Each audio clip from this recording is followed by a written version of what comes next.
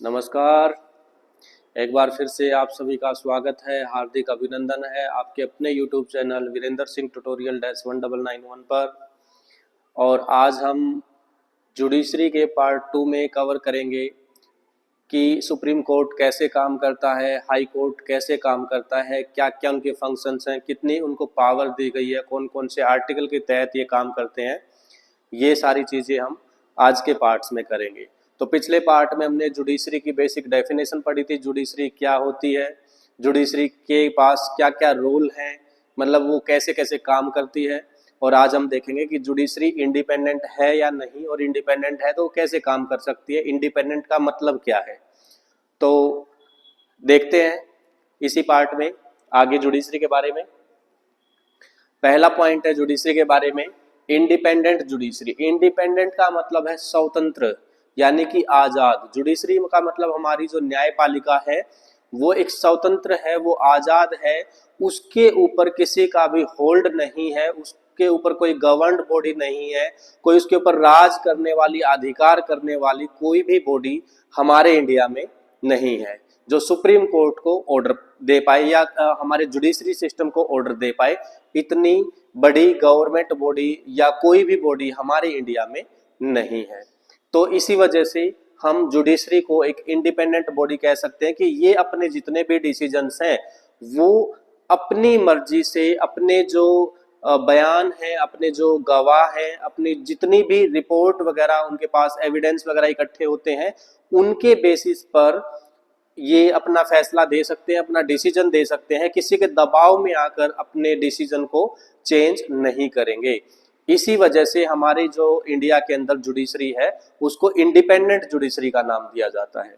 तो देखते हैं इंडिपेंडेंट जुडिशरी कैसे बन जाती है। The court are not under the government. जो कोर्ट है हमारे देश के अंदर, जो कोर्ट्स हैं वो गवर्नमेंट के अंदर नहीं है, किसी भी गवर्नमेंट के अंदर काम नहीं करते हैं, वो अपना इंडिपेंडेंट काम करते हैं, कोई दबाव वगैरह किसी का उसके ऊपर नहीं है। And do not act on their behalf. और गवर्नमेंट के बिहाफ पर भी ये काम नहीं करते, ये अपने ही बिहाफ पर काम करते हैं, गवर्नमेंट के बिहाफ पर कभी भी काम नहीं करते, किसी पॉलिटिकल पार्टी के दबाव में नहीं आते, किसी भी रूलिंग पार्टी के दबाव में जुडिशरी नहीं आती। It is the independence of the judiciary that allows the court to play a central role. ये जुडिशरी की एक स्वतंत्रता ही है जो एक सेंट्रल रोल प्ले करती है, एक केंद्रीय रोल प्ले करती है to insuring that there is no misuse of power by the legislative and the executive. कि एग्जीक्यूटिव और लेजिस्लेटिव के पास, यानी कि कार्यपालिका और विधान पालिका के पास जो पावर है उनका वो मिसयूज नहीं कर सकते या मिसयूज नहीं कर पाते। ये सब कुछ हमारी इंडिपेंडेंस जुडिशरी की वजह से ही है कि अपनी लिमिट से आगे नहीं जा सकते, या जो राइट्स उनके पास नहीं है उनको इम्प्लीमेंट नहीं कर सकते, और जो राइट उनके पास मिले हुए हैं उनका मिसयूज नहीं कर सकते। ये इंडिपेंडेंट जुडिशरी का ही एक काम है। इंडिपेंडेंस जुडिशरी की वजह से ही एग्जीक्यूटिव और लेजिस्लेटिव अपने एक दायरे में रहकर काम करते हैं, वो उससे आगे नहीं जाते। ठीक है बेटा, अब देख लेते हैं structure of courts in India. हमारे भारत के अंदर जो कोर्ट्स हैं, जो न्यायालय हैं, उनकी संरचना क्या है। तो हमारे इंडिया के अंदर 3 टाइप के कोर्ट हैं। सबसे नीचे अगर हम लो लेवल पे बात करते हैं, ग्राउंड लेवल पे, यानी कि हमारे डिस्ट्रिक्ट लेवल पे बात करते हैं, तो डिस्ट्रिक्ट लेवल पे जो कोर्ट है उसको सबॉर्डिनेट कोर्ट कहते हैं, निम्नतम अदालत कहते हैं। उसके बाद हम जब स्टेट लेवल की बात करेंगे तो स्टेट लेवल पे हाई कोर्ट आता है। लगभग हमारे इंडिया के हर स्टेट के अंदर हाई कोर्ट है। कुछ स्टेट ऐसे हैं जो हाई कोर्ट को शेयर करते हैं, जैसे हरियाणा, पंजाब, चंडीगढ़ ये आपस में शेयर करते हैं। आसाम, अरुणाचल प्रदेश, नागालैंड, मिजोरम ये भी अपनी बाउंड्री, अपनी जो जुडिशरी सिस्टम है, जो अपना हाई कोर्ट है वो शेयर करते हैं। कहाँ पर करते हैं वो हम देखेंगे थोड़ी देर में, एक एक करके पढ़ेंगे, सुप्रीम कोर्ट को भी, हाई कोर्ट को भी और सबॉर्डिनेट कोर्ट को भी। तो सबॉर्डिनेट कोर्ट जो है वो डिस्ट्रिक्ट लेवल पे काम करता है, हाई कोर्ट स्टेट लेवल पे काम करता है, और उसके बाद जो बन जाता है वो सुप्रीम कोर्ट है जो कि सेंट्रल लेवल पे काम करता है। पूरे इंडिया के अंदर एक ही सुप्रीम कोर्ट है और वो है हमारे इंडिया के अंदर। तो ये जो मैंने डायग्राम यहाँ पर बनाया गया है, बनाया है, ये देखो नीचे से ऊपर की तरफ जा रहा है, यानी कि अगर हम पहले नंबर पे बात करते हैं तो पहले नंबर की अगर हम बात करें तो पहले नंबर पे आता है हमारा सबॉर्डिनेट कोर्ट, दूसरे नंबर पे बात करें हाई कोर्ट, तीसरे नंबर पे बात करें, सॉरी ये मैंने रिवर्स ऑर्डर में लिख दिया है अभी। अगर सबसे पहली बात करें, सबसे ऊपर का जो कोर्ट है, सबसे जो सुप्रीम कोर्ट है हमारा, एपेक्स बॉडी जो है वो सुप्रीम कोर्ट है, उससे नीचे हाई कोर्ट है और सबसे नीचे सबॉर्डिनेट कोर्ट है। और अगर हम इसी को सीक्वेंस में लगाएं कि सबसे पहले हम कहां पर अप्रोच करेंगे, फिर उसके बाद कहां जाएंगे, अगर हम उसके किसी भी कोर्ट के डिसीजन से अगर हम खुश नहीं हैं तो हम कहां पर जा सकते हैं, तो सबसे पहले हम कहां जाएंगे, नॉर्मल कोई भी हमारा केस है, सिविल केस है या क्रिमिनल केस है, तो हम कहां जाएंगे, सबसे पहले सबॉर्डिनेट कोर्ट में जाएंगे। और सबॉर्डिनेट कोर्ट की जो भी वर्डिक्ट आती है, जो भी स्टेटमेंट आती है, जो भी डिसीजन यहां से मिलता है, अगर हम उस डिसीजन से खुश नहीं है तो हम उसको चैलेंज कर सकते हैं और अपील कर सकते हैं, कहां पर, हाई कोर्ट के अंदर। रिलेटेड हाई कोर्ट में हम जा सकते हैं, मान के चलते हैं कि हम कहीं भी हरियाणा के किसी भी स्टेट में किसी भी डिस्ट्रिक्ट में है और वहां पर हम कोई भी केस हार जाते हैं या उनकी वर्डिक्ट से, उनकी स्टेटमेंट से हम एग्री नहीं करते हैं, तो हम Haryana and Punjab high court में, चंडीगढ़ में जाके अपील कर सकते हैं। और अगर हरियाणा पंजाब हाई कोर्ट के फैसले से भी अगर हम खुश नहीं है तो हम कहां जाएंगे, फिर हम जाएंगे सुप्रीम कोर्ट में। और अगर सुप्रीम कोर्ट के भी फैसले से आप खुश नहीं है तो आपका कुछ नहीं हो सकता बेटा। अगर आपको सुप्रीम कोर्ट या हाई कोर्ट के द्वारा डेथ सेंटेंस दी गई है, यानी कि फांसी की सजा अगर आपको दी गई है, तो आपके पास राष्ट्रपति के पास जाने का एक ऑप्शन बचता है। आप रिक्वेस्ट अपनी डाल सकते हैं, एक एप्लीकेशन लिखकर आप प्रेसिडेंट ऑफ इंडिया के नाम पर उसको फॉरवर्ड कर सकते हैं। वही एक हमारे पास जो राष्ट्रपति हैं, वही एक ऐसी चीज है जो फांसी की सजा को रोक सकते हैं। बाकी इनमें से अगर कोई भी है तो वो ये काम नहीं कर सकते। हमें सुप्रीम कोर्ट से फैसले से अगर कोई प्रॉब्लम है तो हम हाई कोर्ट में जाएंगे, और हाई कोर्ट के फैसले से अगर कोई प्रॉब्लम है तो हम सुप्रीम कोर्ट में जाएंगे। उसके बाद बेटा अगर फिर भी हम उसके फैसले से खुश नहीं हैं, हम क्रिमिनल घोषित हो चुके हैं, तो हम जेल में जाएंगे, उसके बाद कहीं नहीं जाएंगे। क्लियर है? तो ये हमारा स्ट्रक्चर है कोर्ट्स का इंडिया के अंदर। सबसे पहले हम सबॉर्डिनेट कोर्ट को अप्रोच करेंगे, उसके बाद हाई कोर्ट को अप्रोच करेंगे और लास्ट में सुप्रीम कोर्ट को अप्रोच करेंगे। और सुप्रीम कोर्ट को किस नाम से जान देते हैं, यहाँ पर सुप्रीम कोर्ट का नाम रख देते हैं एपेक्स बॉडी, यानी कि अपनी फील्ड में सबसे ऊंची बॉडी जो है, सबसे ऊंचा जो निकाय है, जिसके बाद हम कहीं नहीं अपील कर सकते, वो कौन सा है, सुप्रीम कोर्ट है। क्लियर बेटा इतना? चलो आगे बढ़ते हैं। उसके बाद हम बात करते हैं अभी सुप्रीम कोर्ट के बारे में ही, कि सुप्रीम कोर्ट क्या है।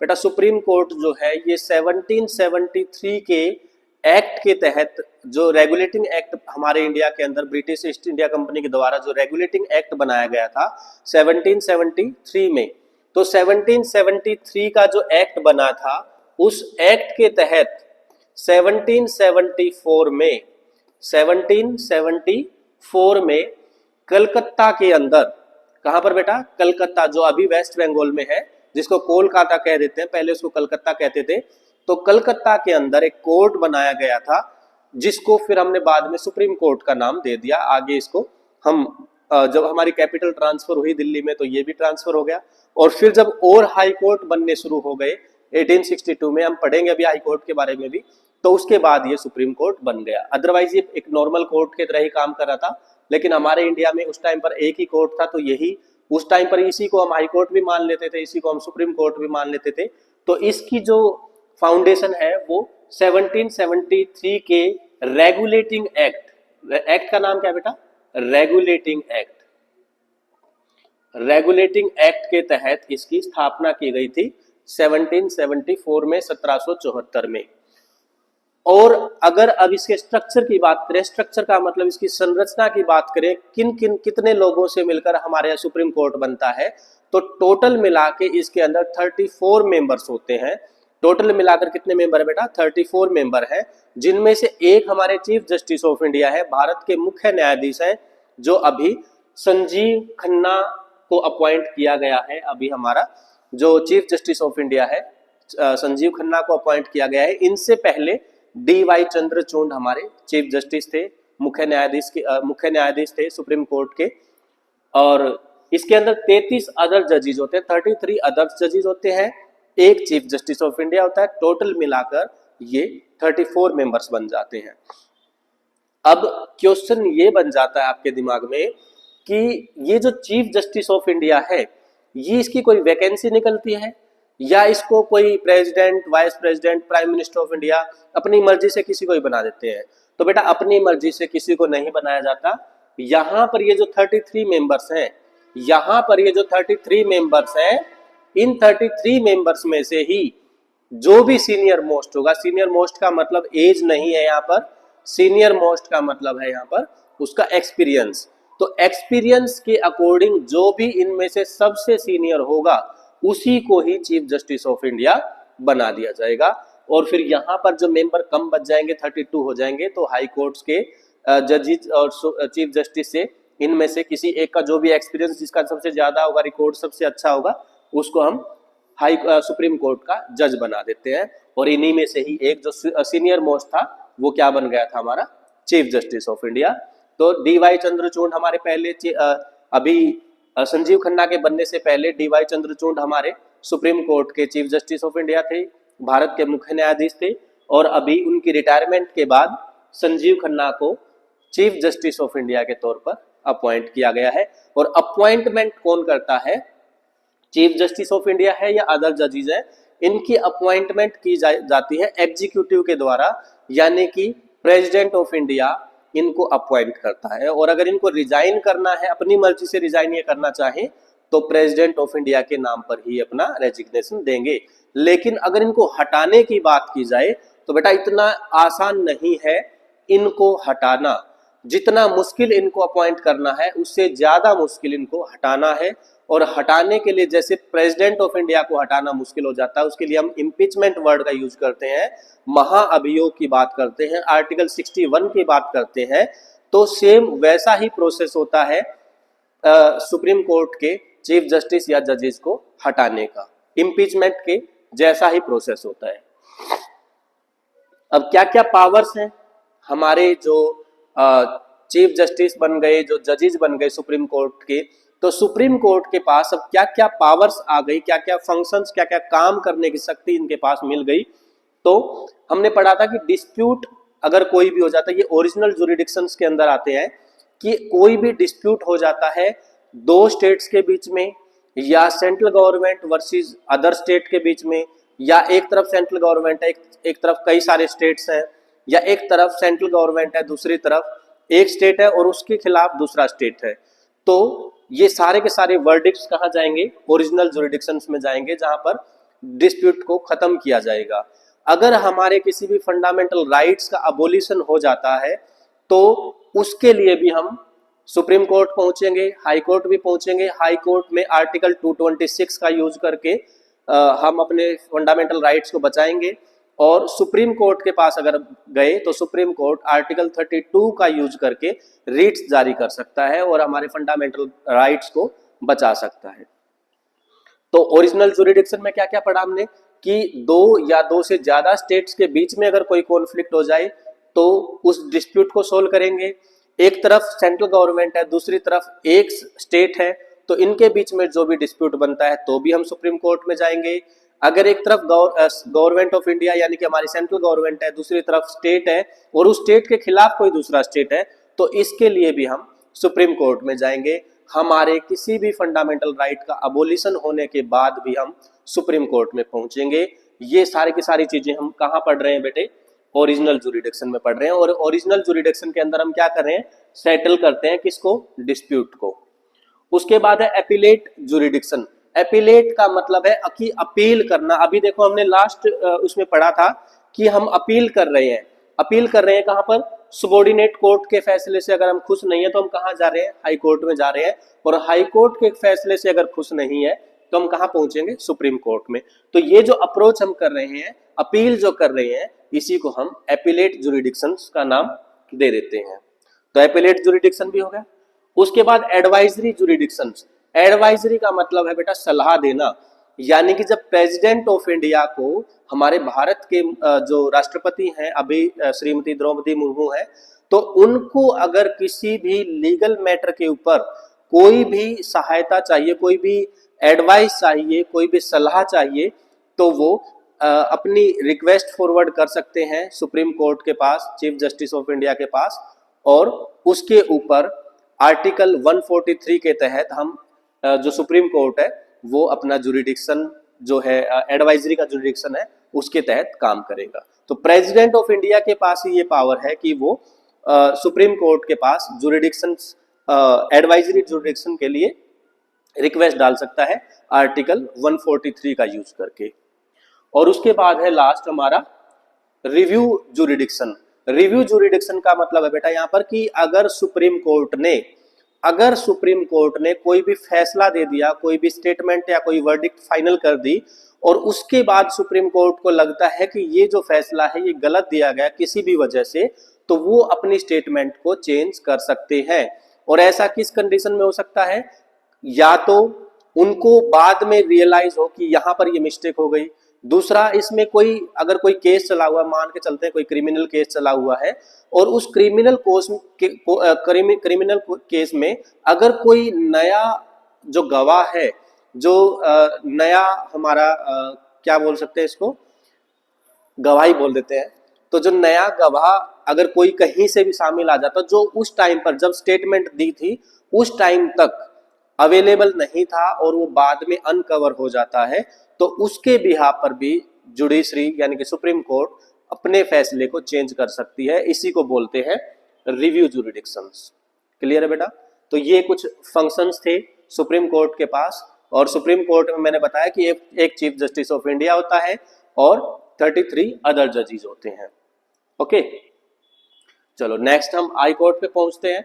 हाई कोर्ट यानी कि उच्च न्यायालय, और सुप्रीम कोर्ट उच्चतम न्यायालय। उच्चतम का मतलब सबसे ऊपर। तो हाई कोर्ट की अगर बात करें तो हाई कोर्ट जो है हाई कोर्ट सबसे पहले हमारे इंडिया के अंदर 3 प्रेसिडेंसी के अंदर बना था।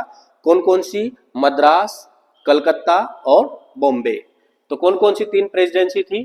कलकत्ता, बॉम्बे एंड मद्रास। कलकत्ता, बॉम्बे एंड मद्रास, इन तीनों प्रेसिडेंसी के अंदर एक साथ ही 1862 में 1862 में हाई कोर्ट की स्थापना की गई थी। हमारे देश में हाई कोर्ट बने थे। और अगर हम आज की बात करें, प्रेजेंट टाइम की बात करते हैं, तो प्रेजेंट टाइम में बेटा हमारे पूरे देश में, पूरे इंडिया के अंदर 25 हाई कोर्ट्स हैं। जो total numbers of high court है वो कितने हैं? 25। और अगर हम दिल्ली की बात करें, जो कैपिटल सिटी है हमारी दिल्ली, वहां की अगर बात करते हैं तो दिल्ली के अंदर जो हाई कोर्ट है वो 1966 में बना था। कब बना था? 1966 में बना था। कहां पर? दिल्ली के अंदर हाई कोर्ट 1966 में बना था। और अभी एट प्रेजेंट हमारे देश में 25 हाई कोर्ट्स हैं। और जो रिसेंट में बना है 2019 में, वो बना है हैदराबाद और जो हमारा तेलंगाना और आंध्र प्रदेश, दोनों का ही पहले एक कॉमन हाई कोर्ट था। अब इन दोनों का, तेलंगाना का अपना अलग हाई कोर्ट है हैदराबाद के अंदर, और आंध्र प्रदेश का अपना अलग हाई कोर्ट बन गया। तो ये अलग होने की वजह से हमारे पास अब 25 हाई कोर्ट हो गए, पहले 24 थे। तो आंध्र प्रदेश और तेलंगाना दोनों का अलग होने के बाद हमारे पास अभी प्रेजेंट में 25 हाई कोर्ट बन गए, 25 हाई कोर्ट्स बन गए हैं हमारे इंडिया के अंदर। अब कुछ हाई कोर्ट्स, अब देखो स्टेट्स तो हमारे पास 28 है, लेकिन हाई कोर्ट 25 है। तो 3 स्टेट्स ऐसे होंगे जहां पर हाई कोर्ट नहीं होगा, या फिर वो शेयर करते होंगे अपने हाई कोर्ट को किसी दूसरे स्टेट के साथ। तो पंजाब और हरियाणा की अगर हम बात करते हैं, स्टेट्स में पंजाब और हरियाणा की अगर बात करते हैं, तो बेटा पंजाब और हरियाणा का हाई कोर्ट जो है वो चंडीगढ़ के अंदर है। दोनों की कैपिटल भी चंडीगढ़ है, दोनों का हाई कोर्ट भी चंडीगढ़ में ही है। तो यानी कि पंजाब और हरियाणा दोनों ही अपने हाई कोर्ट को शेयर करते हैं, और ये कहां बन गया? चंडीगढ़ में बन गया। और उसके बाद जो हमारे नॉर्थ ईस्टर्न स्टेट्स हैं, जो नॉर्थ ईस्टर्न स्टेट्स हैं, सारे नहीं, उनमें से कुछ एक, जैसे आसाम, आसाम से लगता हुआ अरुणाचल प्रदेश, उसी से लगता हुआ नागालैंड, उसी से लगता हुआ मिजोरम। तो ये जो है चारों ही जगह, आसाम, नागालैंड, मिजोरम और अरुणाचल प्रदेश, ये चारों ही अपना हाई कोर्ट शेयर करते हैं। इनका एक कॉमन हाई कोर्ट है और वो हाई कोर्ट की ब्रांच कहां पर है? गुवाहाटी के अंदर है। गुवाहाटी के अंदर आसाम, अरुणाचल प्रदेश, मिजोरम और नागालैंड, इन चारों स्टेट्स का एक कॉमन हाई कोर्ट है गुवाहाटी में। पंजाब और हरियाणा दोनों ही स्टेट का एक कॉमन हाई कोर्ट है चंडीगढ़ में। और जो यूनियन टेरिटरी है वो इनके साथ अलग अलग जुड़ी हुई है। यूनियन टेरिटरी अलग अलग जुड़ी हुई है, वो हम अगले पार्ट में कवर करेंगे। तो आज हम हाई कोर्ट के बारे में हमने थोड़ा सा पढ़ा है, सुप्रीम कोर्ट के बारे में पढ़ा, सुप्रीम कोर्ट के स्ट्रक्चर के बारे में पढ़ा, सुप्रीम कोर्ट के जजेस और चीफ जस्टिस के बारे में पढ़ा, कैसे उनको अपॉइंट किया जाता है, क्या क्या फंक्शंस और राइट्स उनके पास हैं, कौन कौन से आर्टिकल का यूज कर सकते हैं, फिर हाई कोर्ट कितने हैं, कौन कौन से हाई कोर्ट हम शेयर करते हैं, अपनी बाउंड्री शेयर करते हैं, हाई कोर्ट शेयर करते हैं, कौन कौन से स्टेट ऐसे हैं। तो इन सब के बारे में हमने पढ़ा, इंडिपेंडेंस जुडिशरी के बारे में पढ़ा। तो बेटा ये पूरी वीडियो देखने के बाद आपको वीडियो कैसी लगी ये आप कमेंट सेक्शन में मुझे जरूर बताना। और अगर वीडियो आपको अच्छी लगती है तो लाइक बटन जरूर प्रेस कर देना। और मुझे पूरी उम्मीद है आप सबके ऊपर कि आप लोगों ने अभी तक सब्सक्राइब कर ही लिया होगा। अगर गलती से ऐसा हो गया कि आप सब्सक्राइब करना भूल गए तो आप जल्दी से जाके सब्सक्राइब बटन के ऊपर क्लिक कर दो और बेल आइकन को प्रेस कर दो, ताकि आने वाली हर एक वीडियो आपके फोन में, आपके यूट्यूब के ऊपर ब्लिंक हो जाए, आपको नोटिफिकेशन उसका मिल जाए और आने वाली सभी वीडियोस आपके फोन तक पहुंच जाए, आपके पास पहुंच जाए और कोई भी ऐसा कंटेंट ना रहे जो आप मिस कर पाए। तो वीडियो कैसे लगी कमेंट सेक्शन में जरूर बताना। बाकी हम इसी के पार्ट 3 में दोबारा मिलते हैं और पार्ट 3 बहुत ही जल्दी आप तक पहुंच जाएगा। लेकिन वीडियो कैसी लगी आप ये मुझे कमेंट करके जरूर बताना। तो थैंक यू वेरी मच।